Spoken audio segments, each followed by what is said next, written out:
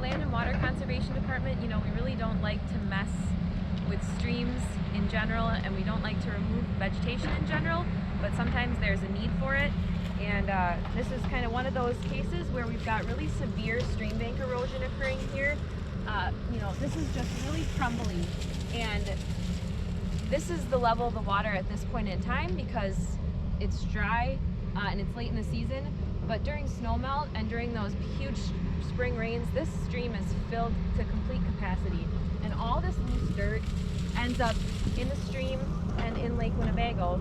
So really, when we're trying to tackle this issue, because stream banks like this end up sending a lot of sediment and phosphorus down to Lake Winnebago, what we look to do is pull back those banks, excavate them so that they're sloped appropriately, and then get some permanent seeding on here, get it stabilized, and then that soil that you see right there is covered completely, and it's not moving down to Lake Winnebago like this side.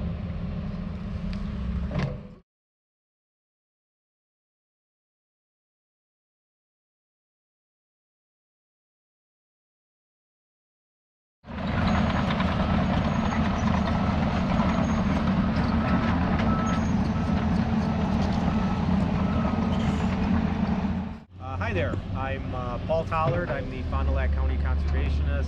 We're here on a stream bank restoration project with Chad Tash's property. He farms this land. We are doing a stream bank restoration project here to address some stream bank erosion that is occurring. This is part of a much larger watershed initiative that we are undertaking with the Land and Water Conservation Department here in the Pipe Creek Watershed. This whole initiative is doing projects like these where we're trying to reduce soil erosion and sedimentation to Lake Winnebago, but it's also combined with practices that are more upland in the field, whether they be grassed waterways or more agronomic type practices such as no-till, cover crops, interseeding, low disturbance manure injection. So this is all part of a much larger watershed initiative that we wanted to share with you.